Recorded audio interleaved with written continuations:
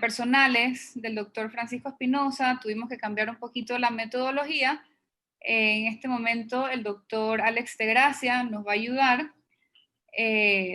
La metodología va a ser un poco distinta. Vamos a empezar con unas votaciones, las cuales van a ser anónimas. Los invitamos a participar desde el principio porque nos van a ayudar para la metodología de toda esta actividad. Los que no puedan conectarse ahorita mismo en Zoom van a poder ver todo esto en YouTube y van a poder hacer preguntas también en las preguntas destacadas de YouTube.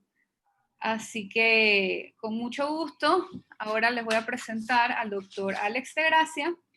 El doctor Alex de Gracia es egresado de la Universidad de Panamá, tiene una especialidad en anestesiología del Complejo Hospitalario Metropolitano Dr. Arnulfo Arias Madrid. Es apasionado en la anestesia regional y es un docente entusiasta. Actualmente es médico funcionario de anestesiología del Hospital Rafael Hernández Aguadulce en Coclé y es tutor del módulo de anestesia regional en la residencia de anestesiología. También es actualmente el presidente del LASRA Internacional. Con mucho gusto les presentamos al doctor Alex de Gracia, quien va a empezar la actividad del día de hoy. Ya. Buenas noches, bienvenidos a esta su actividad LASRA en conexión, correspondiente al mes de agosto. En base al reciente interés en el uso del ultrasonido perioperatorio y en particular en la evaluación de la condición hemodinámica, hemos querido traer el tema evaluación de las condiciones hemodinámicas utilizando el ultrasonido en el intraoperatorio. En el paciente, en el intraoperatorio, por lo regular, no tenemos acceso a la mayor parte de las ventanas y no tenemos acceso a los cambios de posición. Por eso hemos querido mostrarles algunas de esas ventanas que podemos utilizar en el intraoperatorio o algunas evaluaciones que podemos hacer, ya sea con transductor ecocardiográfico, ya sea con el transductor lineal, para valorar entonces, entre otras cosas, la posibilidad de respuesta a volumen, la precarga y la contractilidad a manera grosera. Queremos hacer énfasis en que la decisión sobre la condición debe estar basada en hechos clínicos, es decir, las evaluaciones que ustedes van a hacer como anestesiólogos no expertos pueden ser apoyadas en función de la situación clínica y de los hallazgos que ustedes observen. ¿Ok? Entonces, básicamente, en el intraoperatorio nosotros vamos a tener acceso al cuello del paciente. Puede que tengamos, sobre todo en situaciones ortopédicas, acceso a el tórax parcialmente y puede que tengamos acceso a la ventana subsifoidea. Las que vamos a utilizar habitualmente, quiero demostrarles hoy cómo un anestesiólogo general pudiera hacer algunas de estas vistas y demostrar entonces o buscar información para complementar las decisiones clínicas que hacemos habitualmente. La primera de las ventanas que vamos a valorar, cuando el paciente queremos hacer, por ejemplo, en la ventana, tenemos la ventana paraesternal, que va a ser la que principalmente vamos a estar utilizando, la paraesternal en su eje largo y la paraesternal en su eje corto. Habitualmente estas ventanas requieren que el paciente se encuentre de lado, pero en el intraoperatorio no vamos a poder utilizarlas. Entonces, en este momento vamos a hacer la visualización de esa ventana. Colocamos suficiente gel en el transductor, colocamos los settings apropiados en el examen y vamos a buscar entonces en el tercero o cuarto espacio intercostal, más o menos un poquito arriba del nivel de las tetillas. Entonces, aquí nos colocamos paraesternalmente y apuntamos el indicador en dirección al hombro derecho. Puede que sea necesario moverse un poco hasta que conseguimos cuando conseguimos la ventana. En esta ventana vamos a hacer una valoración grosera de la contractilidad. Observamos el tamaño de las cavidades derechas, observamos la apertura de la válvula aórtica, observamos el tracto de salida del ventrículo izquierdo, observamos la válvula mitral y observamos entonces el septum interventricular y la pared libre del ventrículo izquierdo, que sería la pared posterior. Luego valoramos, en este giramos 90 grados aproximadamente al eje corto. Aquí en esta, habitualmente lo que vamos a utilizar para el intraoperatorio sería la vista a nivel de los músculos papilares. En esta, una vez tomada, hacemos un scrolling con el botón de ganancia para ver cómo desciende, aumenta y se reduce la cámara ventricular izquierda, y podemos hacer un trazo para calcular el área. Entonces con esto valoramos a ese nivel la contractilidad de ese miocardio. Podemos evaluarlo en la vista de eje corto haciendo un modo M a nivel de los músculos papilares. Entonces, estas serían las vistas de eje largo y eje corto, en las que podemos valorar más o menos la contractilidad global, la precarga, y podemos valorar si hay alguna, digamos, alteración en la precarga. También la podemos valorar. Hay un parámetro que se llama el E-point septal separation, que es el punto donde está más separada, más cercano, a lo que más se acerca la valva anterior de la válvula mitral. Con el modo M ponemos sobre la valva anterior de la mitral cerca del septum y valoramos allí y comparamos entonces el E-point septal separation, que es el punto donde la valva mitral anterior se acerca. En el caso de José, que es un paciente sano, está en menos de 5 milímetros definitivamente, entonces no tiene ninguna alteración. Cuando está más de 6 milímetros, por lo regular implica una disminución de la contractilidad de ese ventrículo. Entonces, el otro parámetro, la otra ventana, nosotros habitualmente sería esta, la ventana sería la ventana de la vista de 4 cámaras.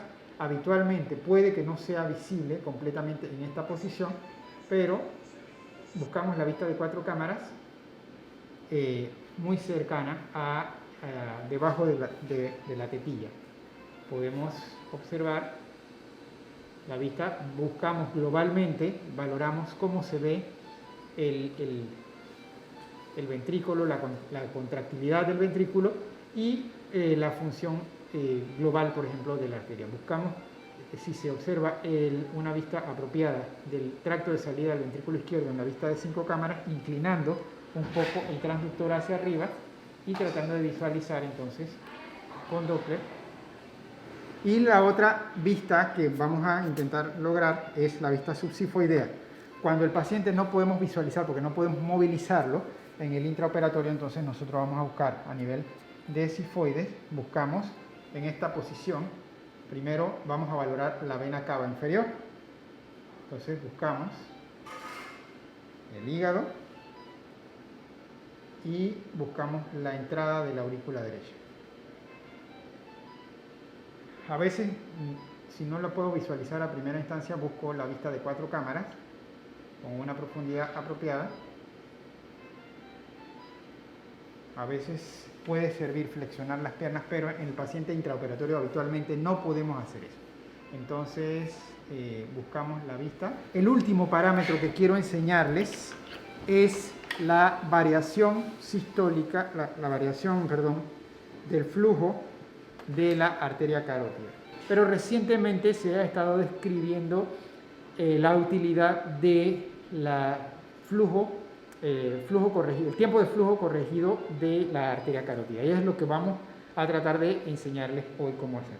Buscamos la arteria carótida a este nivel del cuello, en eje corto, luego la pasamos a eje largo, buscamos donde se ve el bulbo de la carótida y ahí un poquitito antes del bulbo de la carótida hacemos una medida. Habitualmente, para que el ángulo del Doppler pueda calcularse mejor, yo hago una especie de inclinación un poquito del transductor para que la carótida me quede un poco inclinada. Entonces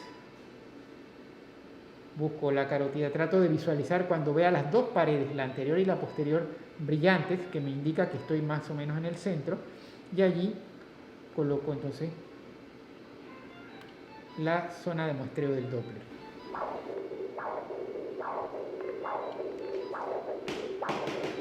Entonces aquí lo que vamos a buscar en esta zona es, vamos a determinar con calibración, tiempo, desde el inicio de la subida de la onda hasta la onda dicrótica. ¿Ok? Luego tomamos otro tiempo más, desde el inicio, nuevamente desde el mismo inicio, hasta el inicio del siguiente ciclo para determinar el ciclo. Entonces aquí vamos a determinar entonces que el tiempo en este caso nos da a 340 milisegundos y la duración del ciclo es de 830 milisegundos. Las fórmulas se las voy a presentar más tarde, corresponden realmente al tiempo entre la raíz cuadrada de la duración del ciclo, que es en este caso 830 milisegundos, serían 0.83 segundos. Hacemos una corrección como el QT corregido y se obtiene entonces el valor corregido. Cuando el paciente está en una condición de que puede responder a volumen, al administrar una carga de volumen o levantarle las piernas, lo cual no puede suceder habitualmente en el intraoperatorio, nosotros vamos a obtener una prolongación de ese tiempo. Es decir, si se llena más, el ventrículo tarda un poquito más en vaciarse. Ese es el concepto. Aparentemente ha respondido, sin embargo, queda pendiente definir cuánto volumen se tiene que hacer para la respuesta cuando se hace en carga de volumen y cuáles son los valores de referencia basales o los valores de corte, por ejemplo, de cuánto aumento en porcentaje, que hasta ahora se describe alrededor de 10%, y cuánto en 7 a 10 milisegundos como número que predice la respuesta a volumen. Es decir, si el paciente está hipovolémico, al aumentarle la carga, debe prolongarse en ese aspecto. Aparentemente ha sido utilizado para valorar tanto en el caso de los que pierden volumen, los pacientes que están sobrecargados, por ejemplo, los pacientes de hemodiálisis que se les extrae, se correlaciona con la cantidad de líquidos extraídos, y eso sería todas las ventanas que queríamos mostrarles en este momento para el intraoperatorio. No es igual, no tenemos la disponibilidad siempre de hacer todas las ventanas y de la misma forma que lo hacemos en los pacientes. Listo, pues, gracias. Hasta luego. Imaginemos que tenemos un escenario de hipotensión intraoperatoria. Habitualmente esta hipotensión intraoperatoria vamos a considerar como 3 escenarios probables: pérdida de tono vasomotor, pérdida de volumen o origen cardiogénico. El origen del shock con el uso del ecocardiograma va a estar caracterizado, por ejemplo, cuando es shock cardiogénico, por una contractilidad reducida, caracterizada también por diámetros ventriculares sistólicos y diastólicos aumentados, y en algunos casos alteraciones en la motilidad de la pared ventricular. El shock hipovolémico va a estar muy parecido al shock por resistencias vasculares disminuidas, pero la diferencia es que en el shock hipovolémico vamos a tener los diámetros diastólicos final del ventrículo izquierdo reducido, es decir, una precarga evidentemente reducida, que no será así en el caso de resistencias vasculares sistémicas disminuidas, donde los diámetros diastólicos finales van a estar del ventrículo izquierdo van a estar relativamente normales o ligeramente reducidos. Cuando tenemos el paciente hipotenso al inicio de la cirugía o cuando tenemos pérdidas de volumen nula o mínima, las primeras cosas que nosotros vamos a tratar de valorar es esa precarga. La precarga la vamos a valorar. Un indicador muy sencillo de obtener cuando se puede, cuando tenemos acceso, es a través de la ventana subsifoidea valorar el diámetro de la vena cava inferior y el índice de colapsabilidad de la vena cava inferior. Cuando está dentro de un valor normal, habitualmente no nos predice si el paciente va a estar respondedor a volumen o no. Si hacemos la prueba de elevación de las piernas o un reto de volumen, el cambio de este parámetro, es decir, que aumenta el diámetro o disminuye el índice de colapsabilidad, probablemente nos indique la posible respuesta a volumen. Sin embargo, la especificidad de este parámetro no es suficiente como para descartar del todo la posibilidad de responder a volumen.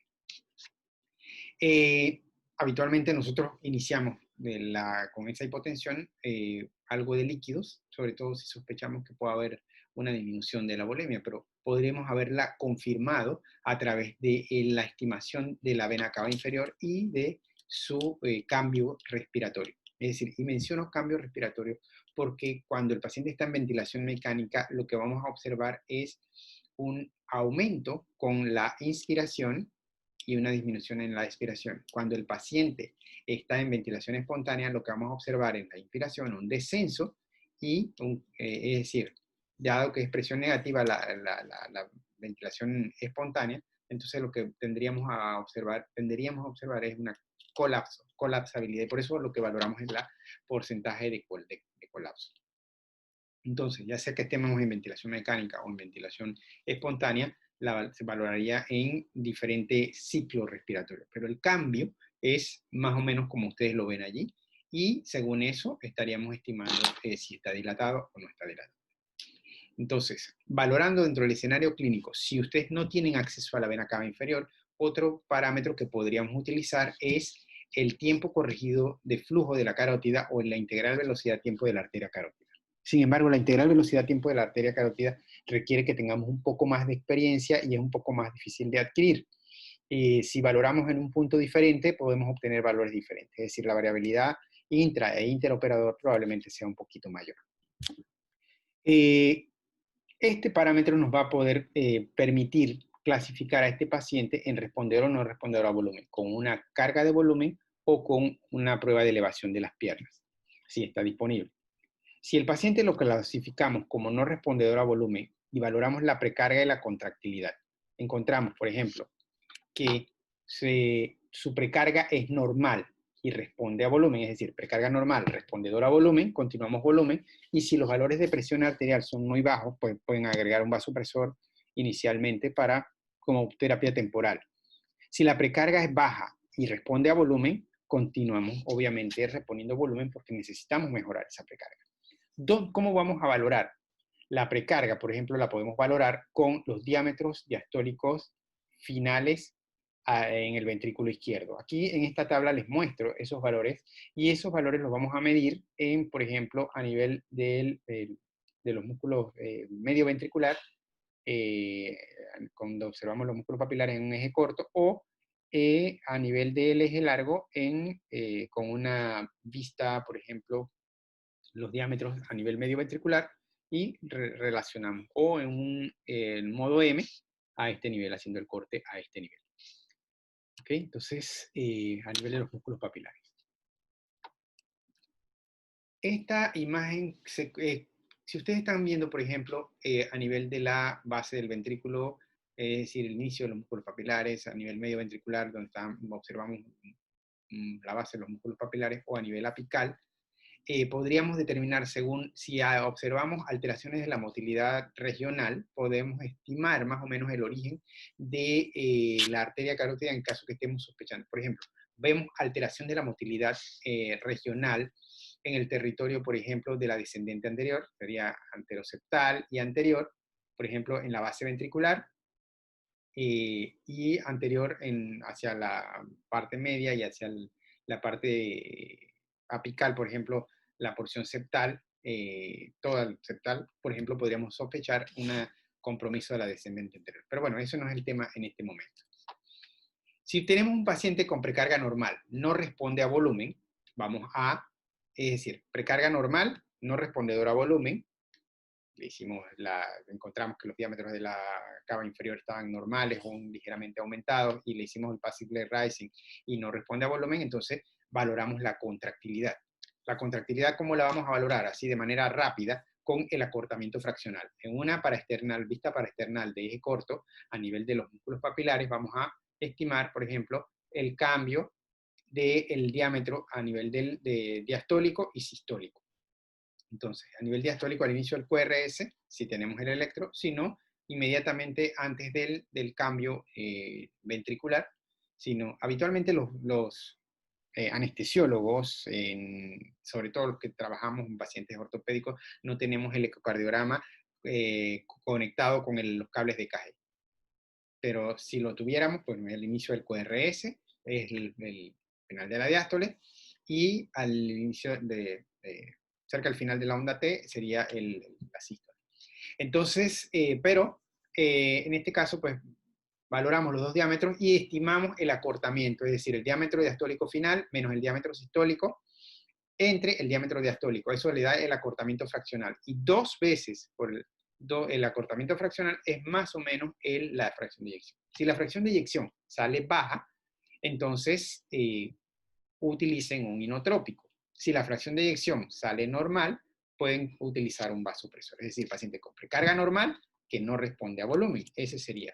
Paciente con precarga alta no responde a volumen. ¿Cómo determinaríamos eso? A través de un área de ventrículo izquierdo al final de la diástole en una vista para externales y corto, por ejemplo, a nivel del medio ventricular, vemos el área y vemos el cambio de área fraccional.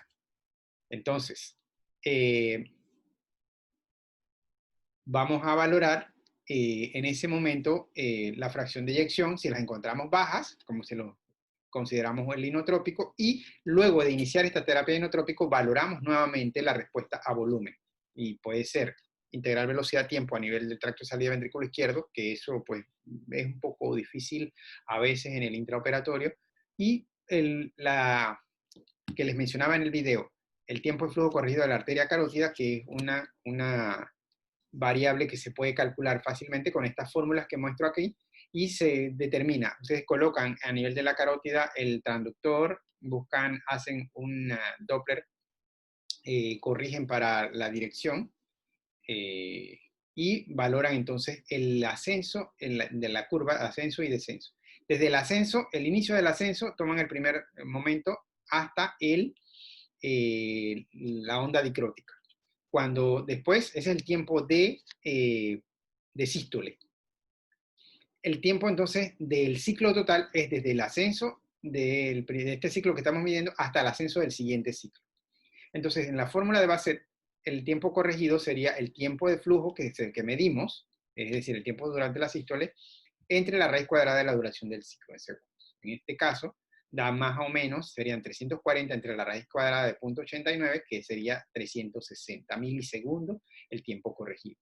Si valoramos el cambio, es decir, le pasamos volumen y el paciente aumenta el tiempo en más de cierta cantidad de milisegundos, valor absoluto, o en valor corregido, o en más de 10%, por ejemplo, es probable que se considere respondedor a volumen. Si no aumenta más de ese 10%, se considera no respondedor a volumen. Y eso es básicamente lo que quería mostrar. Para considerar estos parámetros, entre más parámetros valoren, mejor será la decisión que tomen. La información obtenida debe ser valorada contextualizada al escenario clínico. Algunos parámetros ecocardiográficos no están disponibles o pueden no estar disponibles por la posición del paciente o por la cirugía misma, lo que están haciendo, etc. Y para poder estar un poco más confiados debemos acceder a entrenamiento y familiarizarnos con estas técnicas. Y recordar que la información que obtenemos no reemplaza a la que puede obtener una persona entrenada. Por eso solamente valoramos algunos parámetros de tal manera que podamos tomar una decisión con un poquito más de información. Para entrenamiento les invito a visitar el sitio web de la Sociedad de Anestesia de Chile o contactar a la doctora María Carolina Cabrera, ya que en estos momentos está iniciando un curso que puede darles información acerca de estos temas. Muchas gracias. Muchas gracias, doctor Alex. Les voy a presentar al doctor Yanis Amador. El doctor Amador es egresado de la Universidad de Costa Rica, tiene una especialidad en anestesiología y recuperación de la Universidad de Costa Rica, tiene un fellow en investigación cardíaca del Harvard Medical School, un fellow en anestesia para trasplante de órganos y anestesia cardiovascular del Toronto General Hospital y un fellow clínico y cardiovascular del Kingston Health Science Center de Canadá. Actualmente es anestesiólogo asistente en Kingston Health Science Center en Canadá. Muchas gracias, doctor Yanis.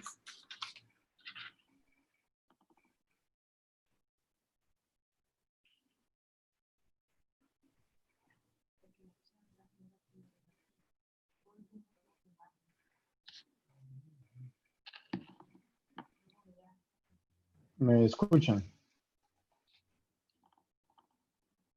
¿El audio está bien? Adelante, doctor, se escucha. Bueno, primero que nada quiero agradecer a la ASRA Internacional por la agradable invitación y a la vez al comité organizador.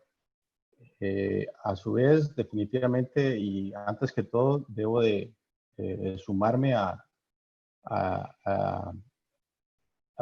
darles un abrazo a todos los que están conectados por esta pandemia que ha afectado enormemente a todos nuestros países hermanos.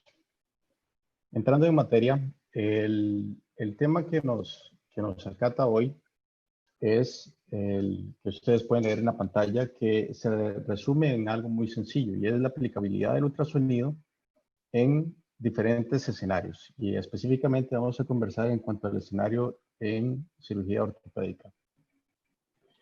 Anteriormente se decía que por qué utilizar ultrasonido. Queda más que claro que el ultrasonido debe ser una de las herramientas que más se deben de utilizar hoy en día por toda la capacidad de resolución que esto tiene. Hoy en día, ¿qué es lo que tenemos? Bueno, hoy en día podemos disfrutar de esta cantidad de imágenes que en este caso en particular, en la imagen superior a la izquierda, es de un eco transesofágico, pero que también hoy en día podemos tener imágenes en la mano, con dispositivos portátiles increíblemente útiles, increíblemente rápidos y fáciles de accesar. Podemos disfrutar de estas imágenes y me parece que para el grupo que está dentro de este 62%, estas siguientes palabras, estos siguientes minutos, alrededor de 30 minutos, les serán de bastante utilidad. Entonces, los objetivos para los siguientes minutos serán los siguientes. Básicamente quiero demostrar, quiero ejemplificar y quiero darle la bienvenida al ultrasonido a la práctica médica de todos nosotros. Sobre todo en la posibilidad de darnos una mano cuando más la necesitemos. Específicamente cuando hay ciertas situaciones de emergencia. Por otro lado, para que quede claro, cuando vean este recuadro superior derecho, esos son conceptos que a mi parecer son importantes de rescatar. El primer caso es un masculino de 89 años, como pueden ver en la pantalla, hipertenso, diabético con una fractura de cadera. Su electrocardiograma es normal y tiene laboratorios normales. Su abordaje lo hace inclinarse por una anestesia regional, espinal, y su combinación de medicamentos es bupivacaína 10 miligramos y fentanilo 10 miligramos. Más sin embargo, ustedes pueden observar que sus signos vitales son claramente anormales o claramente que usted piensa dos veces en aplicar la anestesia espinal. Dichosamente, tiene un ultrasonido a mano, como es de esperar, y lo va a utilizar. Antes de seguir con el caso, creo conveniente repasar y comentarles que nosotros podemos tener básicamente, según el ultrasonido y según la literatura que ustedes pueden ver al final de la página, básicamente 3 grandes grupos de situaciones que nosotros debemos de utilizar para poder dilucidar de dónde se origina la hipotensión o de dónde se origina el shock o de dónde se origina algún dato imprescindible o importante que descubrir con el ultrasonido. Entonces, uno de los 3 elementos es las tuberías, o uno de los 3 elementos son los tubos, que viene siendo la mnemotecnia o viene siendo la similitud a los vasos arteriales. El segundo es la volemia. Y tenemos que dilucidar de dónde proviene la hipovolemia. Y finalmente, el corazón. Situación que nos vamos a encargar principalmente en los siguientes minutos. Ejemplos de lo anterior son el hecho de que nosotros podemos tener un aneurisma de aorta abdominal, ejemplificando los tubos, podemos tener hemotórax o podemos tener líquido libre intraabdominal, ejemplificando situaciones de hipovolemia en las que el ultrasonido nos va a colaborar a identificar. Y finalmente las situaciones de bomba o de corazón, que son, como lo dije anteriormente, las que nos vamos a inclinar. Segundo concepto importante es recalcar que el corazón se debe evaluar de una forma tanto global como segmentaria. Y si así lo quieren ustedes y si así lo quieren inclinar, podemos dividirlo tanto en corazón derecho y corazón izquierdo. Eso va a ser un poco más, poquito más complejo, pero vamos a tratar de simplificar de una siguiente manera. Cuando se evalúa la contractibilidad global, tenemos dos cosas que visualizar. Uno es el engrosamiento del miocardio y la movilidad de ese miocardio.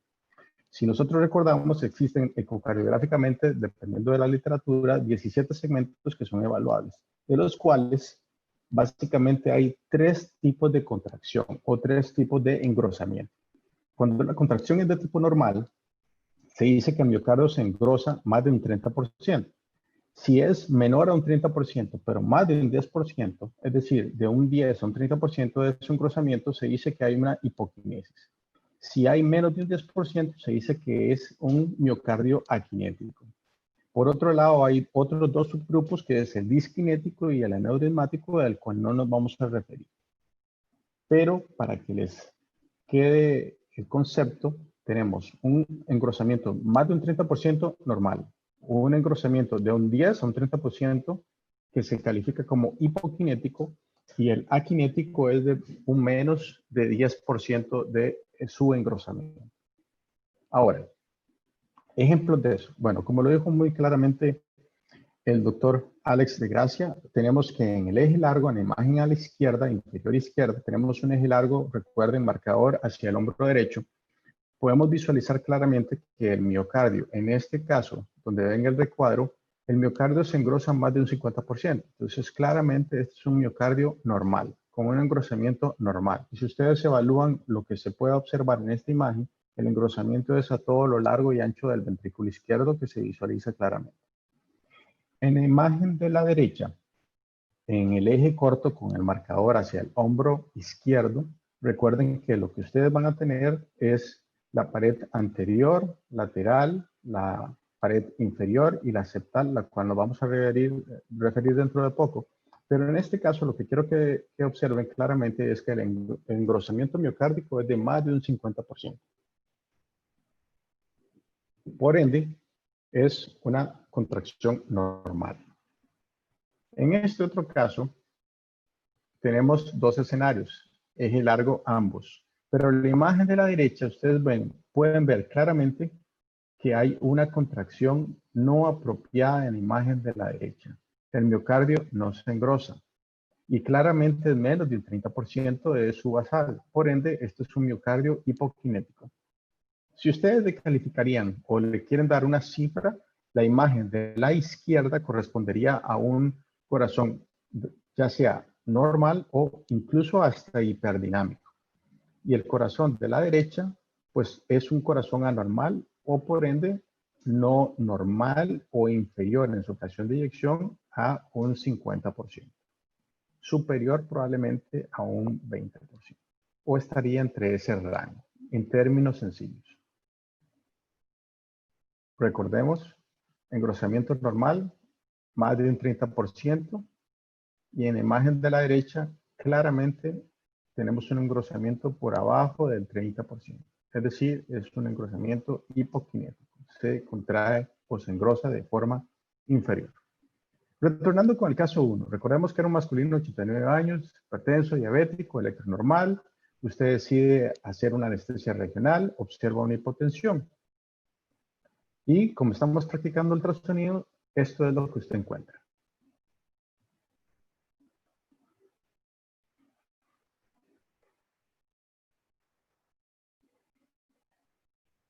Doctora Ivette, ¿podría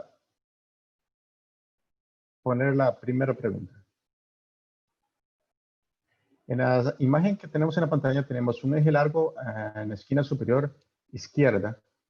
Tenemos un eje corto en la esquina superior derecha. En la esquina inferior derecha tenemos un eje corto a nivel de músculos papilares. Y en la esquina inferior izquierda tenemos una vista apical 4 cámaras. Entonces, en base a lo siguiente, ¿cómo considerarían ustedes la función del ventrículo?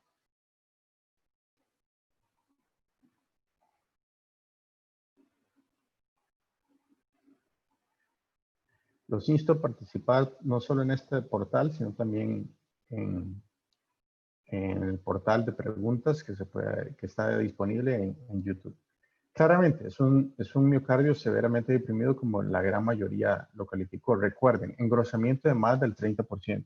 Y la imagen superior izquierda es una de las imágenes más claves para que ustedes recuerden. Esta imagen de acá debe recordarse claramente. Es una de las imágenes más importantes. Así como también en el eje corto. En el ojo corto a nivel papilar, ustedes pueden ver claramente varias de las zonas más importantes o las zonas más que traducen mayor simplicidad a la hora de interpretar la irrigación coronaria. Pero esta es una imagen claramente de un corazón severamente deprimido, digamos. Esto es una vista, un acercamiento a las vistas anteriores, eje largo y el eje corto a nivel de músculos papilares. Contracción claramente reducida. Entonces, ¿cuál es su conclusión en base a la evaluación que usted rápidamente acaba de realizar? Bueno, hay varias cosas que anotar y una de las más importantes es que este señor probablemente tenga algún tipo de miocardiopatía dilatada. Probablemente el administrar volumen en este tipo de miocardio no sea una de las mejores opciones. Si ustedes recuerdan, la capacidad diastólica ya hace mucho tiempo fue definida como uno de los factores de riesgo más importantes en el periferatorio. Y este paciente claramente tiene una capacidad sistólica disminuida y una capacidad diastólica claramente disminuida. Este paciente, administrarle volumen alrededor de unos 750, 500 cc de cristaloides sea probablemente más de lo que puedan manejar. Y esto estaría probablemente agravando al paciente desde el punto de vista pulmonar porque muy probablemente haga un edema agudo de pulmón cardiogénico. Por eso el debate entre una anestesia espinal y una anestesia general en este tipo de pacientes con este tipo de miocardio debe ser algo que claramente se le debe plantear el clínico. Incluso hasta podría ir un poquito más allá y tratar de monitorizar un poquito más agresivamente a ese paciente que en el resto de los casos. Caso 1. Vamos con el caso 2. Este es un señor de 48 años, igualmente portador de una fractura de cadera. Tiene un antecedente de una insuficiencia renal crónica con tratamiento de hemodiálisis que precisamente se realizó el día de ayer. Tiene laboratorios normales, hemodiálisis de ayer, pero el señor le comenta a usted que tiene una disnea cuando él se acuesta. Sus signos vitales son claramente mejor que el paciente anterior, 90-60, y tiene una frecuencia cardíaca de 100. El interno con el que usted está trabajando el día de hoy le dice que tiene un pulso oscilante o un pulso que le llama la atención. Claramente, como usted ya muy probablemente tenga las herramientas, rápidamente aborda al paciente y dado que él dice y comenta que tiene disnea, usted hace un abordaje con el ultrasonido y rápidamente puede evaluar tanto en el pulmón derecho como en el izquierdo hay una línea pleural presente y un muy claro deslizamiento pleural, el cual usted lo comporta desde cierto punto porque claramente puede descartar un neumotórax. Y a su vez usted puede ver que el paciente tiene líneas A. Por ende, no hay líneas B, tenemos líneas A, no hay neumotórax, claramente no hay un agudo de pulmón cardiogénico o no cardiogénico, como lo puede sugerir, o un síndrome intersticial, como claramente está descrito. Pasamos al corazón y usted encuentra esto.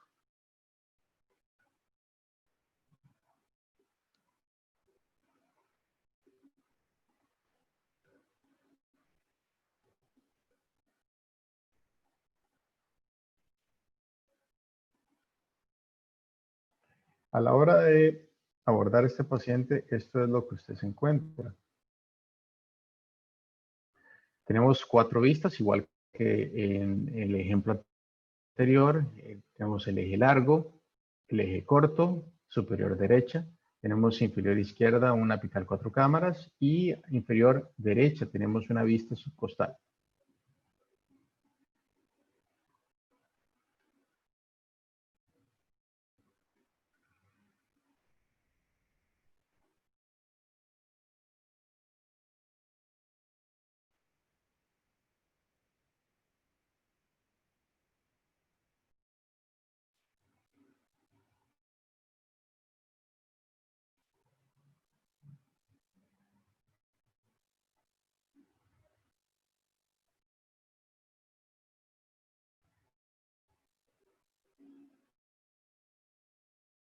Los insto a que participen en ambas redes sociales. Solicitan que haga correr los videos nuevamente de este.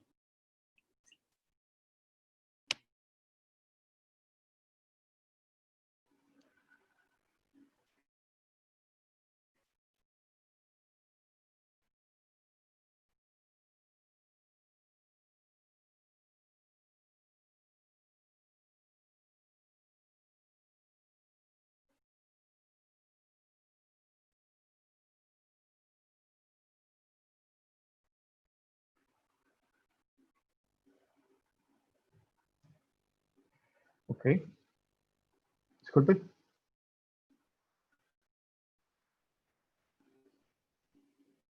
Doctor Alex. No, ya, ahí están los resultados de la votación.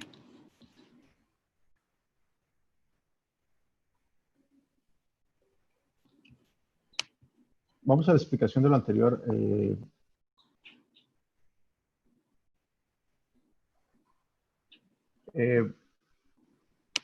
En este caso tenemos, en la imagen de la derecha tenemos claramente un derrame pericárdico y lo vamos a analizar de forma didáctica.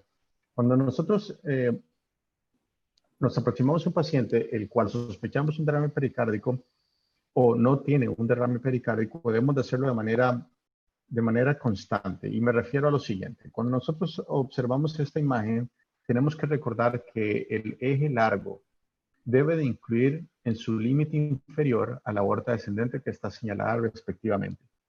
La aorta descendente es el límite inferior que debe ser incluido. Si no la incluimos, podemos entrar en importantes sesgos de información. En este caso, la aorta descendente tiene y es nuestro límite para poder diferenciar entre lo que es derrame pleural de derrame pericárdico.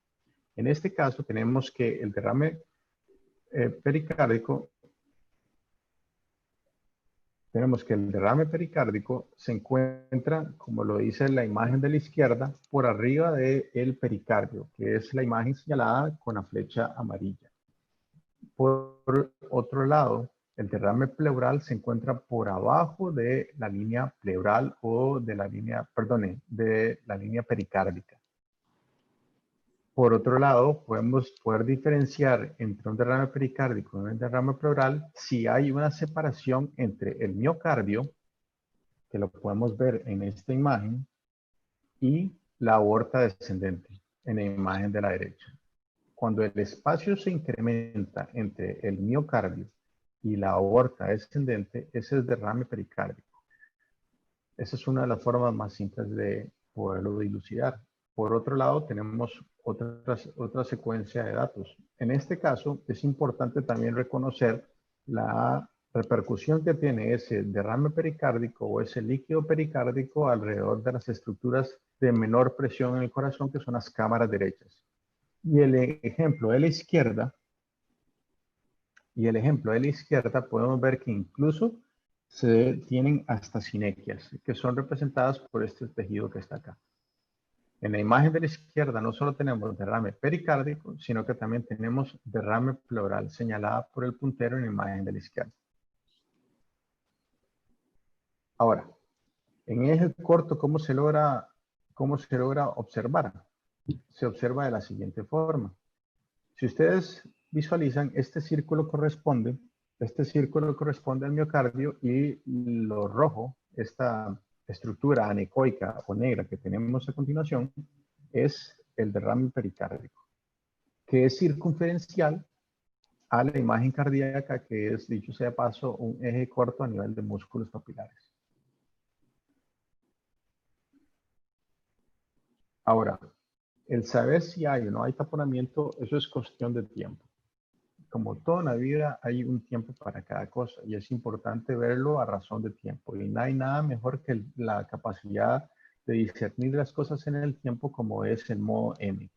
Si ustedes trazan un modo M, pueden poder diferenciar entre lo que es sístole y diástole. Y hago una pausa para poder comentarles de la importancia que tiene de incluir en todos los abordajes que hagan con sus pacientes, incluir el electrocardiograma, para así poder saber qué es sístole y qué es diástole. De otra forma es sumamente difícil.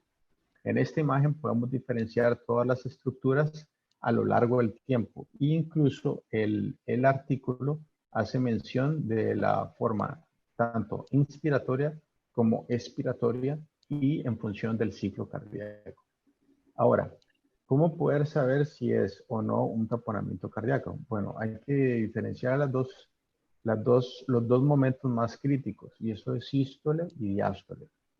Si nosotros tenemos un colapso del ventrículo derecho, tanto en sístole como diástole, eso puede ser más repercusión de la que puede manejar el corazón. Por ende, es un taponamiento cardíaco. Eso también lo podemos ver en la aurícula, no en esta vista. Esta es una vista eje largo y es importante recalcar que si tenemos una compresión tanto sistólica como diastólica de la cámara derecha, en este preciso ejemplo del ventrículo derecho, tenemos un taponamiento cardíaco. Esta imagen, la flecha de la izquierda nos señala el ventrículo derecho, que se ve colapsado tanto en sístole como en diástole, como lo pueden ver en la diapositiva. Ahora, ¿cuáles son los datos más sugestivos de taponamiento pericárdico? Uno es el colapso sistólico de la aurícula derecha, que no se ve en esta pantalla, y el colapso diastólico del ventrículo derecho, que se ve en esta diapositiva. Ahora, ¿qué es lo más importante? Si ustedes no tienen un dato, tienen de buscar otro dato, no solo la parte clínica, que eso es y será uno de los pilares, sino que también debemos de recordarnos en función del tiempo. Si no tienen el cable para hacer la sincronización si no tienen el cable para poder hacer la sincronización, pues basta ver el ventrículo izquierdo y ustedes dicen sístole y hacen pausa. Incluso muchos de los equipos de hoy en día, si ustedes hacen una pausa y con el mouse, con el trackball o lo que sea que tengan, ustedes van para atrás, pueden repasar la imagen a tiempo real y pueden dilucidar si es sistólico o si es diastólico. Cabe recalcar que todo esto y pacientes con este tipo de hemodinamia muy probablemente estén taquicárdicos. Si el paciente tiene una frecuencia cardíaca de más de 100, el tiempo de diástole se acorta mucho. Entonces queda sumamente difícil poder dilucidarlo. Para eso ponemos pausa y lo analizamos. Y si aún así lo podemos analizar en función del tiempo, como sale acá, es mucho más fácil. Diástole, colapsado. Sístole, colapsado. Taponamiento cardíaco. Ahora, si esto tiene repercusión hemodinámica, con mucha más razón hay que drenarlo. Si no tiene repercusión hemodinámica, pues puede que el manejo no sea de emergencia. ¿Por qué? Porque no está traduciendo ninguna alteración hemodinámica. Por consecuente, debemos de saber que es crónico, no agudo. Ahora, ¿cómo encontraríamos la vena cava inferior en este preciso caso? Ivette, ¿podría subir la siguiente pregunta?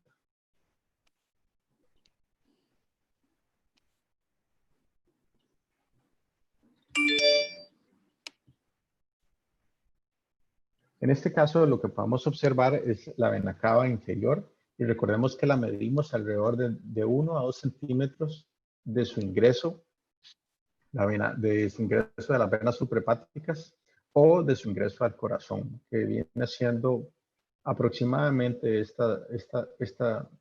este tipo de distancia. La forma más clara es agarrar el caliper y medirlo. Pero claramente ustedes lo están diciendo, el 78% de nosotros lo está diciendo claramente. Es más de 2 centímetros y no es colapsable, claramente. No es colapsable. Excelente.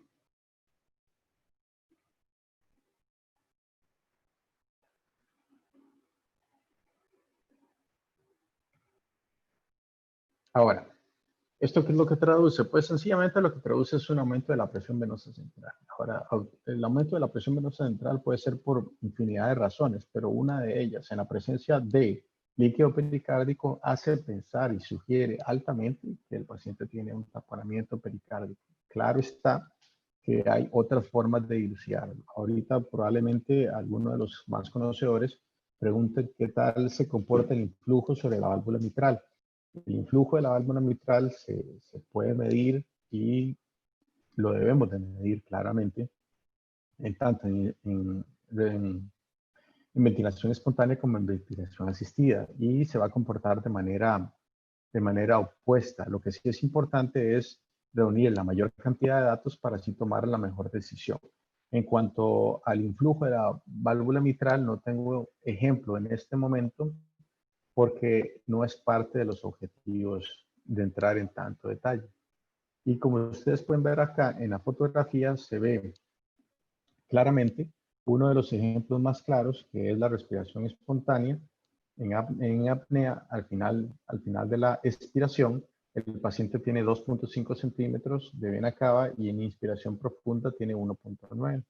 Ustedes hacen el mayor diámetro menos el menor diámetro entre el mayor diámetro y con eso pueden sacar lo que se llama el índice de colapsabilidad.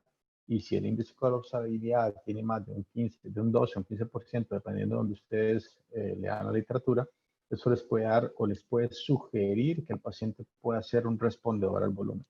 Pero en el caso preciso de que el paciente tenga un taponamiento pericárdico, lo que obedece es tener una dimensión alta de más de 2 centímetros y particularmente la vena cava inferior es no colapsable.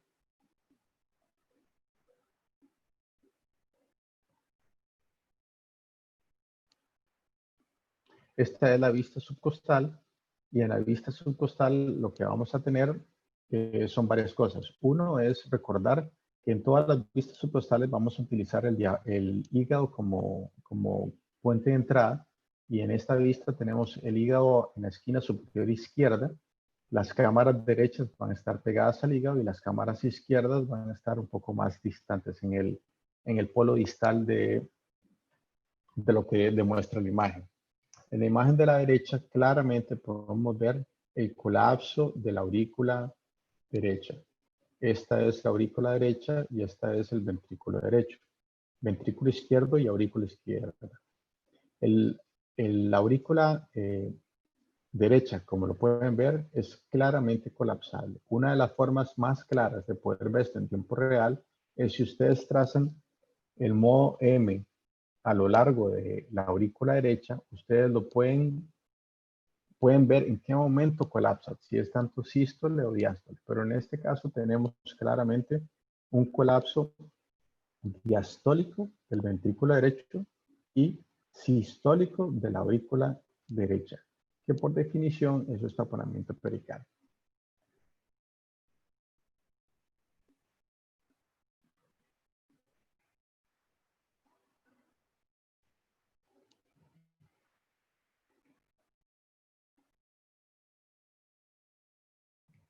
Esto ya fue contestado. Siguiente caso.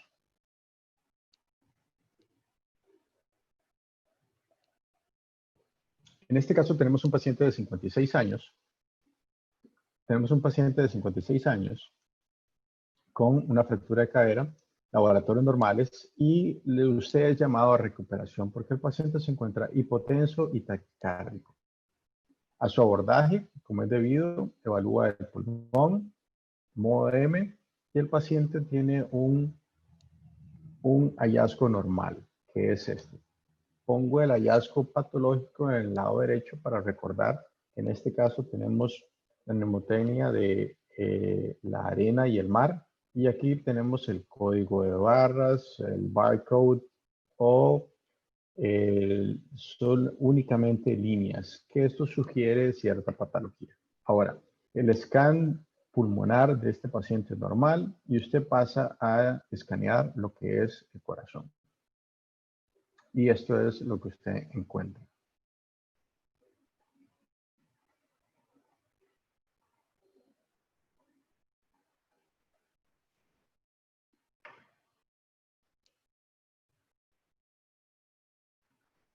Tenemos aquí un eje largo. En el eje largo podemos ver una contracción y podemos ver un miocardio que se engrosa más de un 30%. Y podemos ver aquí un eje corto en el que el paciente se engrosa más de un 30%. Para los más conocedores, recordemos que este es el músculo anterolateral y posteromedial. Este es el septum interventricular. Aquí vemos la banda moderadora, que es uno de los datos más sugestivos de que este es el que corresponde al ventrículo derecho, así como hay otros datos. Y las cámaras derechas están pegadas al hígado, que viene siendo esta estructura que tenemos acá. Y esta es una vista subcostal con un eje corto del corazón. Seguimos buscando la causa.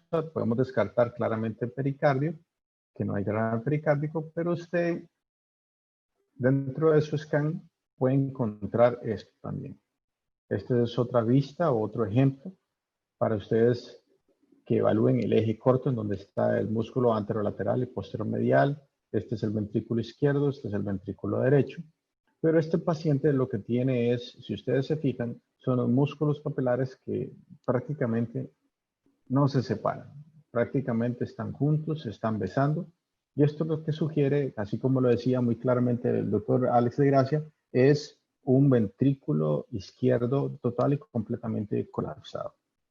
Esto es sencillamente un paciente que no tiene disnea, un paciente que no tiene hallazgo pulmonar, no tiene un hemotórax, no tiene un neumotórax, no tenemos un derrame pericárdico, pero lo que tenemos es un ventrículo izquierdo total y completamente colapsado, lo que obedece y sugiere altamente a que el paciente tenga un estado de hipovolemia. Ahora, ¿cómo podemos utilizar el ecógrafo para que nos ayude? Hay una cosa que se llama el área fraccional del ventrículo izquierdo, y esto es, si ustedes miden el endocardio, tanto en diástole como en sístole, y lo dividen entre diástole, esto les va a dar lo que se llama el área fraccional del ventrículo izquierdo.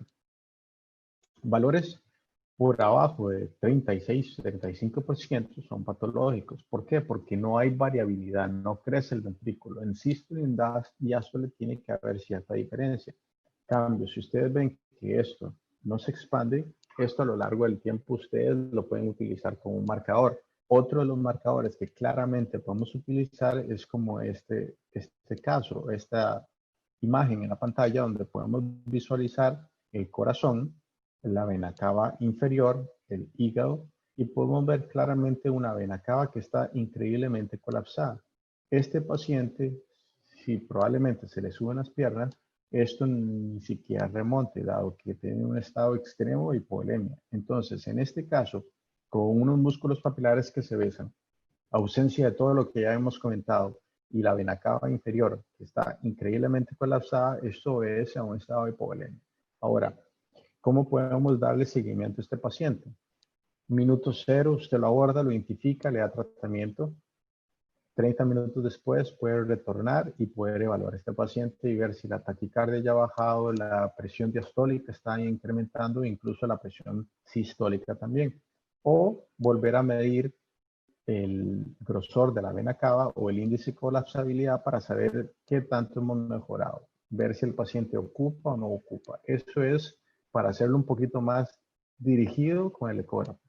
Pero para todos es claro que el paciente debe seguir ciertos parámetros, tanto bioquímicos como físicos, como ecocardiográficos, para poderse reanimar.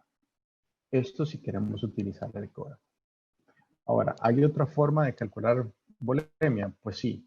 Lo que nosotros vamos a utilizar es claramente lo que se llama el cálculo de gasto cardíaco de forma ecocardiográfica, que no es más que recordar que el área de un círculo es el radio al cuadrado por 3,14 o pi. Y nosotros tenemos una estructura que se asemeja a un círculo, que es el tracto de salida del ventrículo izquierdo. ¿Dónde se mide el tracto de salida del ventrículo izquierdo? El tracto de salida del ventrículo izquierdo se mide justo donde tiene el marcador en la pantalla, arriba a la izquierda. Esa línea roja, ustedes ponen pausa en imagen y miden en sístole el tracto de salida del ventrículo izquierdo. Para los más conocedores dirán, pero el tracto de salida no es un círculo, depende del tiempo y depende de la persona. Es totalmente cierto. El tracto de salida es claramente demostrado, quedó claramente demostrado que no es un círculo.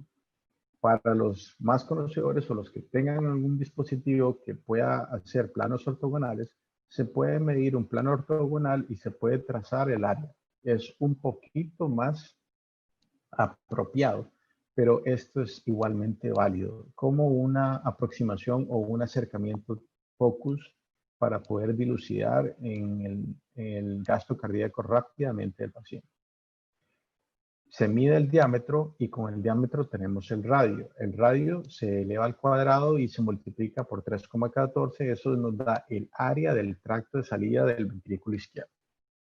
Eso lo multiplicamos por la integral velocidad-tiempo o el VTI y eso lo que nos va a dar es el volumen latido a través del tracto de salida. Entonces, ¿cómo manipulamos o cómo medimos eso? Con el transductor hacemos una medición del tracto de salida, donde exactamente en el mismo sitio donde lo medimos anteriormente, donde está la flecha. Y si ustedes se recuerdan, para el análisis Doppler tenemos que tener el mínimo grado de error. ¿Cómo se obtiene el mínimo grado de error? Pues se obtiene sencillamente estando lo más paralelo al ultrasonido o al transductor. En este caso, nos encontramos en línea recta del transductor. Como usted lo puede ver en la imagen de la derecha, usted tiene el transductor de forma total y completamente paralela al eje del sonido o a la dirección del sonido. Entonces, esta es una imagen apropiada para su cálculo con un grado de error bajo. Ahora, ¿dónde se pone o dónde se mide la velocidad?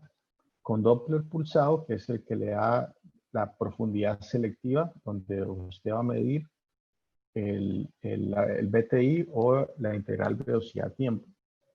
Y cuando usted tiene esa medición, usted traza esa medición y el resultado de eso se multiplica al resultado anterior del área y tiene el volumen latido a través de una estructura definida que es el tracto de salida.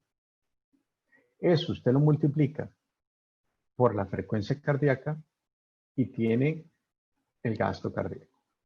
Hagamos una práctica. Si usted tiene un VTI de 20, la frecuencia cardíaca es de 100 y el diámetro es de 2 centímetros, ¿cuál es el gasto cardíaco? Les doy unos 30 segundos igual para que hagan los cálculos. A manera de práctica, esto siempre es realmente importante. Y como estamos entre colegas, pues más fácil todavía. Recordemos que el radio es de 1 centímetro. 1 centímetro al cuadrado lo multiplicamos por 3,14 y eso nos da el área. El área de 3,14 lo multiplicamos por el VTI, que es 20, y eso nos da exactamente el volumen latido, que son 62.8. 62.8 lo multiplicamos por 100 y eso nos da 6.2 litros por minuto. Para los que quieran ser un poquito más finos, pues eso lo pueden dividir entre el área corporal y ya lo pueden tener de una forma indexada. Lo que sí es importante es que para este tipo de seguimientos no hay que estar midiendo constantemente el tracto de salida del ventrículo izquierdo, sino lo que unos proponen, otros autores lo que han propuesto es darle seguimiento a este paciente con base al VTI. Por ejemplo, usted tiene un paciente de sala de operaciones, la cirugía se prolonga, de la espinal pasa a la general, la cirugía sigue prolongándose, el paciente pierde volumen, usted lo transfunde, pierde volumen, usted lo transfunde, usted piensa en una línea arterial, digamos que no puede, pues tiene a la mano el ultrasonido. Usted mide el VTI a las 2 horas de la cirugía, mide el VTI 1 hora luego, 1 hora después, y usted conforme a la medición del VTI puede tener un número objetivo para darle continuidad, si así lo quiere. Si lo quiere así, puede utilizar la otra manera que le comentó el doctor Alex, o puede variarlo de alguna otra forma, dándole seguimiento con gases arteriales, frecuencia cardíaca, colapsabilidad, variabilidad, etcétera, etcétera. Siempre tenemos más de una forma para hacer las cosas. Y finalmente, Quiero compartir con ustedes otro casito adicional que es un paciente igual de 56 años, fractura de cadera, laboratorio normal. Lo llaman por hipotensión en recuperación. Ivette, ¿podría poner la siguiente pregunta? Me disculpan que no tenga electrocardiograma. Fue una situación relativamente de emergencia, entonces no tengo electrocardiograma en esa imagen. ¿Qué les sugiere la siguiente imagen? ¿Derrame pleural, derrame pericárdico? ¿O es una imagen normal o ninguna de las anteriores? Recuerden participar, todos somos colegas y así es como todos aprendemos.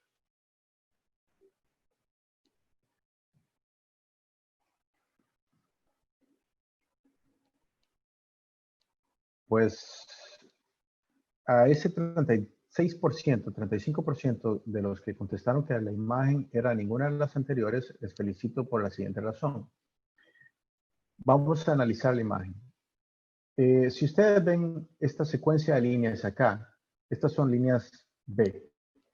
Estas líneas B son el hallazgo de que hay algo atrás. Este hallazgo probablemente sea pulmón, por un lado.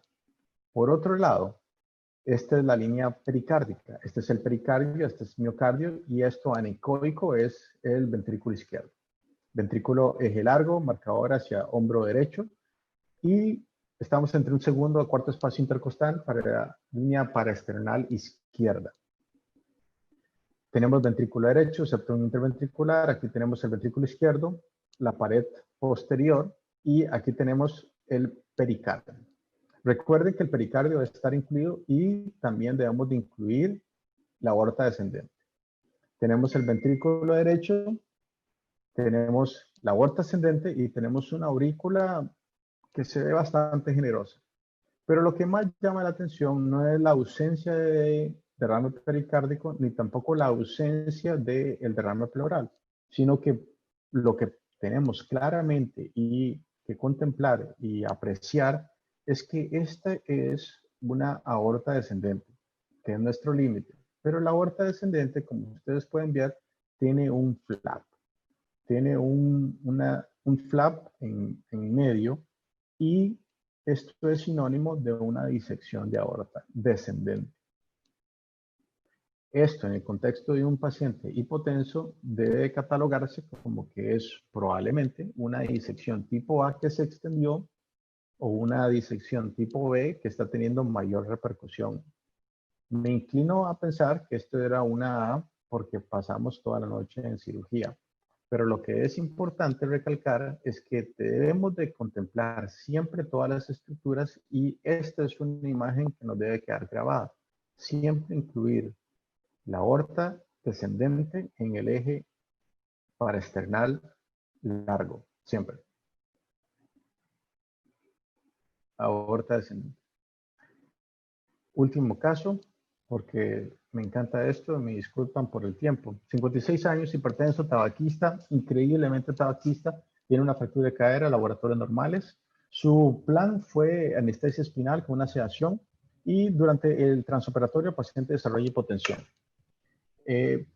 Todos sabemos que la anestesia espinal nos da hipotensión, pero esta era una hipotensión más marcada y era refractaria a su tratamiento que inicialmente con fenilefrina, bolus y luego infusión de fenilefrina porque el paciente persistía hipotenso. Usted tiene la máquina a mano, el doctor de Gracia nos ilustró cómo podemos utilizarla y usted observa esto.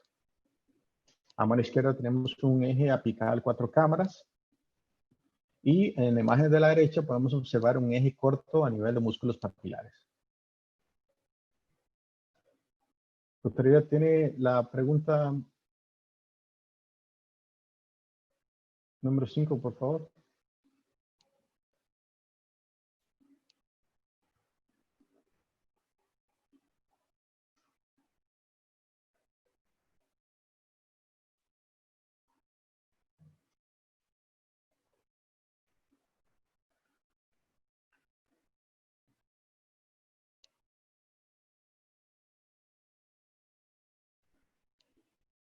siempre podemos aprender de todas las imágenes y eso es algo a lo que tengo que agradecer a mis profesores. Para los que contestaron que la imagen era normal, un 20% de los que nos están siguiendo, hay que visualizar toda la imagen. Y si ustedes se fijan, este miocardio se contrae, este miocardio se contrae, aquí se contrae el ventrículo, aquí se mueve y se contrae. Pero si ustedes se fijan, todo este ápex acá se mueve, claro, pero no se engrosa. Hay un movimiento del ápex, sí, pero no se engrosa. No hay engrosamiento. Esto implica que hay ya sea aquinesia o hipoquinesia, como lo quieran llamar. Hay que hacer la medición para que tengamos un poquito más de fineza en el diagnóstico, pero lo que sí es claro es que en el eje corto, en la imagen de la derecha, podemos también observar que aquí está el ventrículo derecho, aquí tenemos el ventrículo izquierdo, esta es la parte anterior, lateral, inferior y septal. Si ustedes se fijan en la imagen inferior, se engrosa, correcto. La imagen inferoseptal se engrosa, correcto. Pero la parte anterior se mueve, pero no se engrosa. Es decir, está hipoquinética, hay menor engrosamiento. Y si ustedes se fijan, lo que podemos hacer como un truco es poner un puntero o un dedo en el centro de la imagen y ver que en sístole se acerque, sístole, y dicen sístole y se mueve, sístole, sístole, sístole. Y como ustedes pueden ver, la parte anterior más que claro queda que no se está engrosando. Entonces tenemos una aquinesia o una hipoquinesia de la parte anterior del ventrículo. Ahora, si ustedes recuerdan, esta es una de las fotografías tomadas sin permiso de la Asociación de la Sociedad Americana de Ecocardiografía, en donde ellos claramente describen los patrones que sugieren la lesión basada en la irrigación. Y como ustedes pudieron observar, muy probablemente lo que esté altamente o probablemente afectado en esta paciente es la descendente anterior. Esta parte de acá no está contrayéndose y pueda que sea la imagen que más represente a esta arteria. Lo que sí es claro es que transoperatoriamente estos hallazgos con hipotensión deben de ser altamente sugestivos de un viaje a cateterismo por un evento o un síndrome coronario agudo transoperatorio. Recapitulando, a lo largo de estos minutos lo que hemos compartido es un poco de la contracción que puede ser tanto global como regional.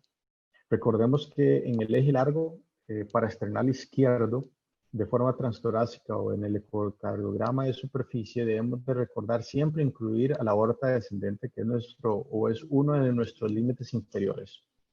El área fraccional del ventrículo izquierdo es una de las herramientas que podemos utilizar para poder dilucidar si hay hipotensión o no, así como también el seguimiento de la carótida y o el seguimiento de la vena cava inferior o el BTI del tracto de salida del ventrículo izquierdo. Y definitivamente debemos de recordar que todo esto debe acompañarse no solo de una clínica, sino de un trabajo integral en equipo, y el equipo incluye al pulmón, que es uno de los órganos no solo más extensos, sino que también que pueden tener más influencia sobre lo que es el corazón o la parte cardiovascular. Eso es todo de mi parte. Muchas gracias.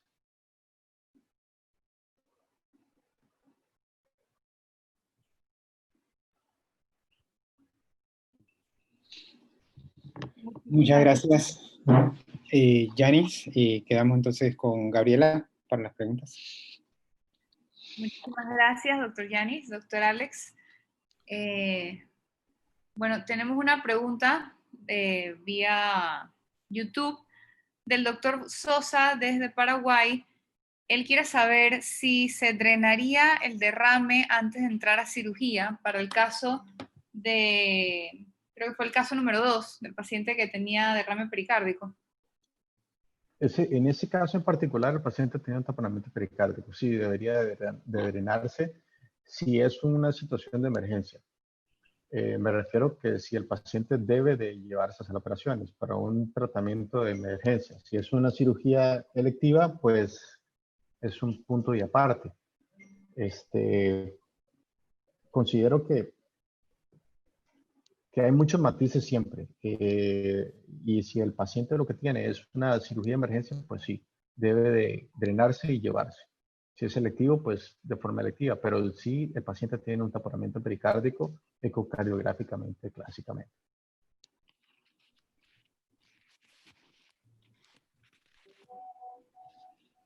Bueno, muchas gracias. Aquí casi todos los que nos han escrito es para dar gracias, felicitarnos por la presentación.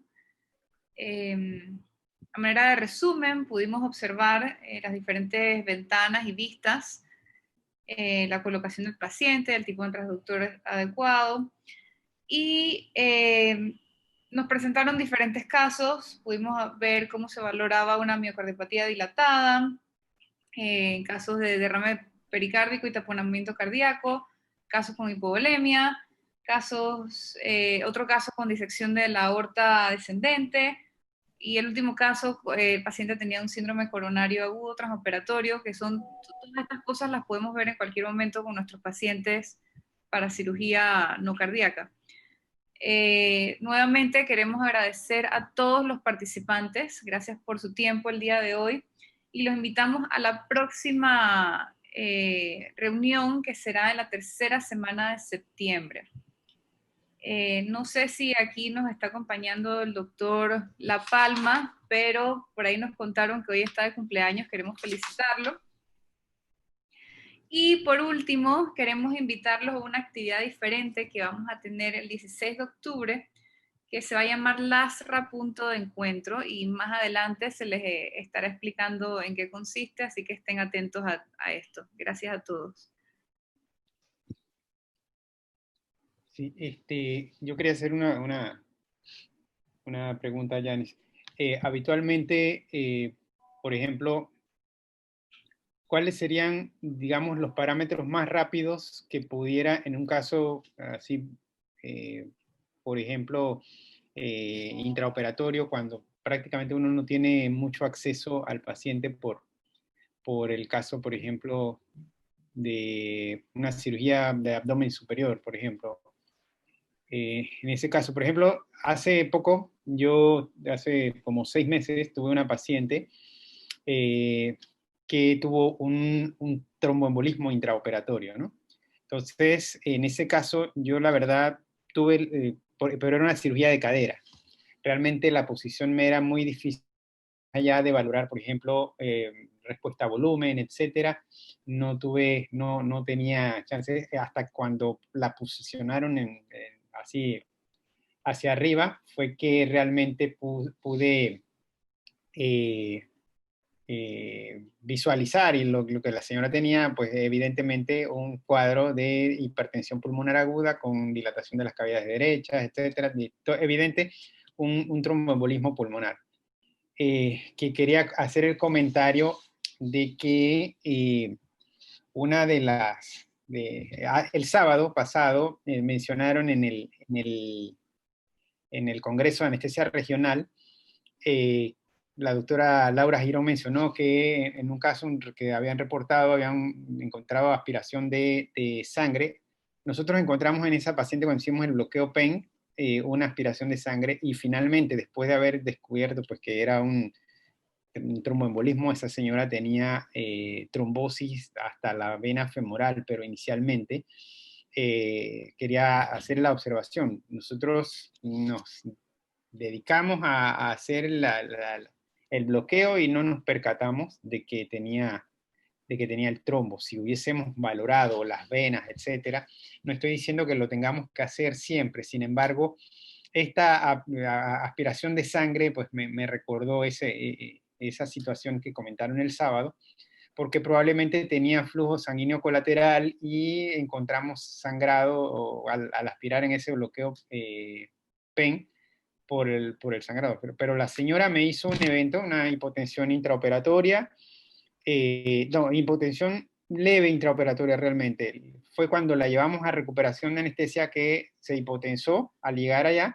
y tenía la saturación baja. Entonces, en el workout lo hicimos, pero lo que pensaba era en el intraoperatorio, ¿qué evaluación podría haber hecho para darme cuenta, por ejemplo, porque en el intraoperatorio no hizo una hipotensión así muy importante, respondió a volumen y siguió? ¿Qué valoración? Pregunta algo difícil de contestar, porque es mucho de contexto de lo que uno está observando, pero ante un distrés respiratorio como un tromboembolismo, bueno, depende de lo que depende de lo que uno se le presente. Si es un tromboembolismo muy pequeño, pues de poca idea no va a pasar, pero como lo describe usted, que lo más probable sea o de desarrollo de un tromboembolismo masivo o masivo, pues lo que uno vería es lo que usted escribió claramente, una vena cava que está distendida, unas cámaras derechas con un fallo increíble, un ventrículo derecho que prácticamente se muere ante una presión tan elevada de forma abrupta y aguda. Ahora, con el ultrasonido transtorácico lo que podríamos ver es cambios muy agudos, digamos, para los más conocedores y los que estén por ahí con un poquito más, uno podría hacer un strain del ventrículo derecho y eso le podría decir una cifra muy baja. Recordemos que el strain del ventrículo derecho normal es de -20, pero esos son datos que no le van a ayudar a mucho. Para el Y, diagnóstico diferencial, usted podía descartar otras causas. Si usted lo quiere ver mejor, pues habría que darle seguimiento a la regurgitación tricuspidia y usted medirla a lo largo del tiempo. Pero si usted tiene una medición inicial y a lo largo del tiempo usted la va midiendo, va que la presión está incrementando.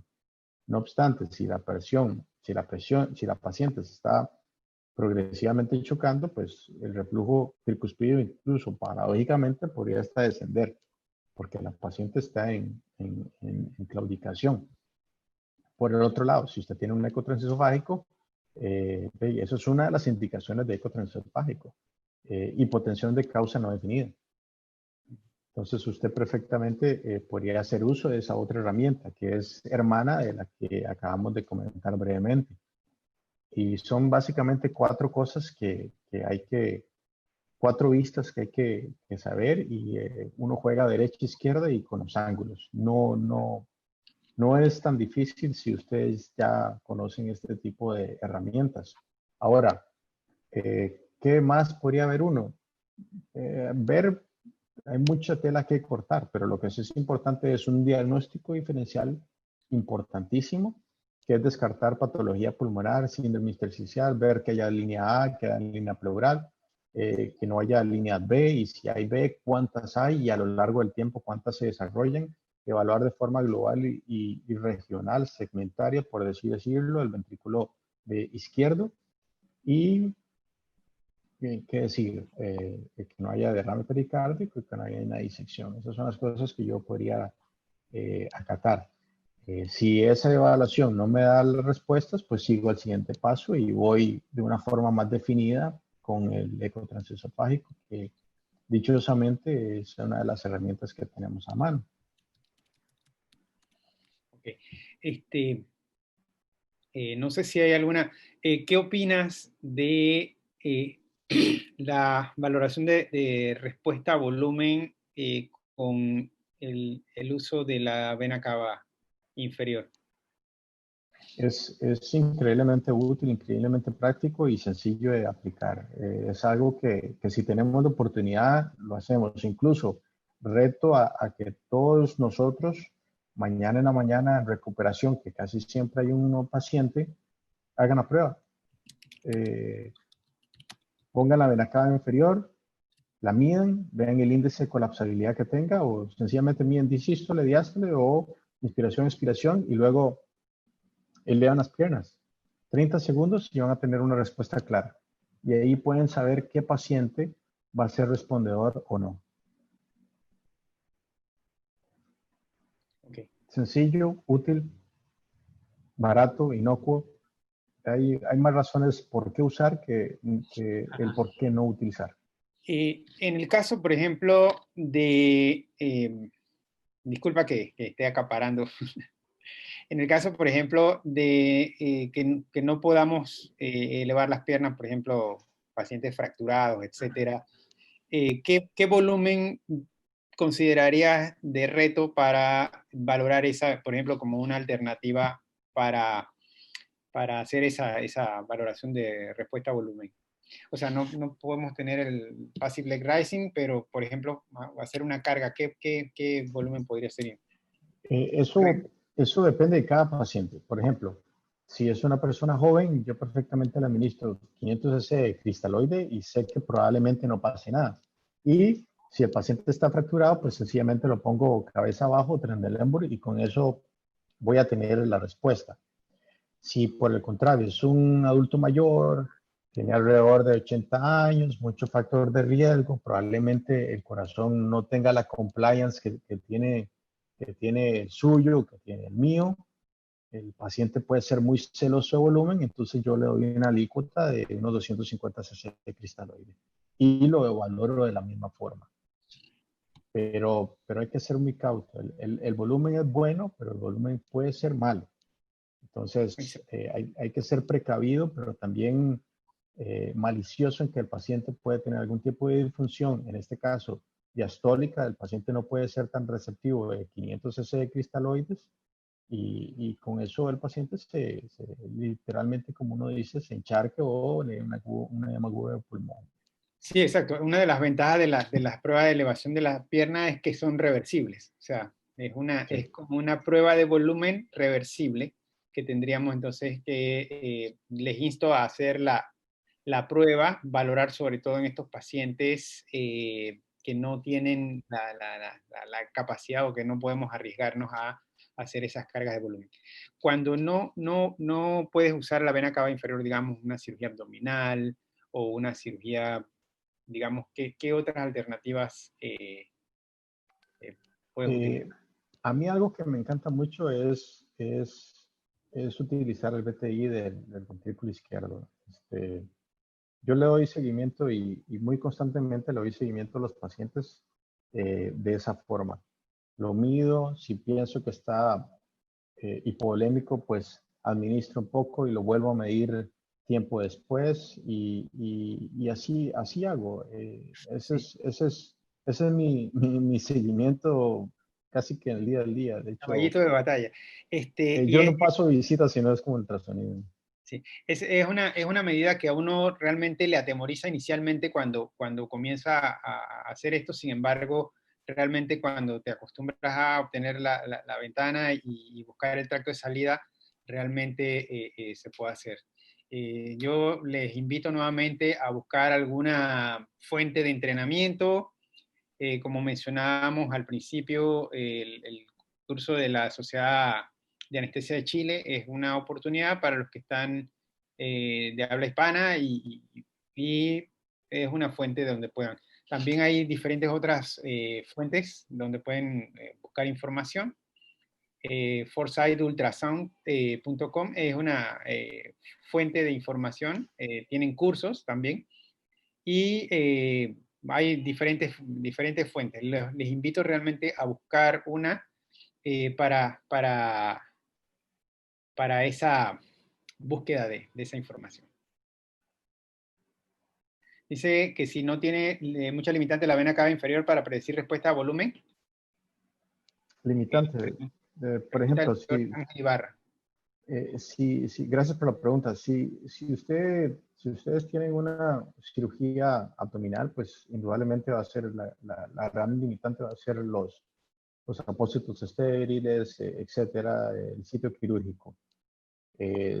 Por un lado. Por otro lado, hay quienes dicen que usted incluso lo puede evaluar de forma lateral. Si ustedes escanean al paciente, de cúbito se asoman a la vena cava a través del hígado, muy probablemente van a poder visualizar la misma vena cava y con eso se puede evaluar. Por un lado. Por otro lado, si el paciente es embarazada, si la paciente tiene distensión abdominal, gases, muy probablemente sea dificultoso. Hay que tener paciencia. Si el paciente tiene algo de distensión abdominal, basta con hacer un poco de presión tener paciencia y hacer que el gas se desplace hacia ambos sitios, hacia ambos lados, y con eso probablemente algo consigamos. Si hay mucha distensión, no podemos a través del hígado, yéndonos de forma subcostal, pues sí, a veces sencillamente no se puede. Al igual que las imágenes cardíacas, a veces un BTI cuesta un mundo obtenerlo. Entonces hay que buscar otras maneras aleatorias o paralelas para obtener el mismo resultado. Exacto. No sé si la audiencia tiene alguna otra pregunta.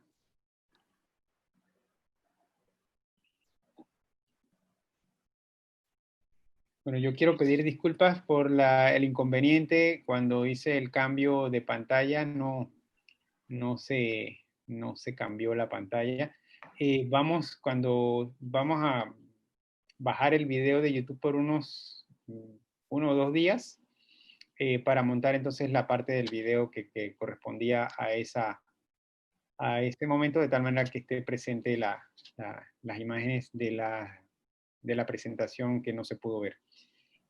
Por ahora, pues nada más que agradecer infinitamente al doctor Yanis Amador por su generosa participación, y de verdad que la he disfrutado mucho, y definitivamente me he dado cuenta que tengo un mundo que aprender, pero definitivamente es mucho más fácil cuando hay colegas altruistas en compartir el conocimiento.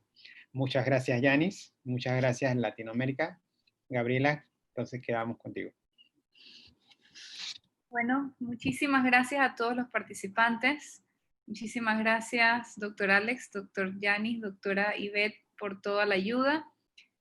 Nos despedimos de ustedes y bueno, de nuevo recordándoles el evento del 16 de octubre, LASRA, punto de encuentro, los esperamos todos y saludos desde Panamá.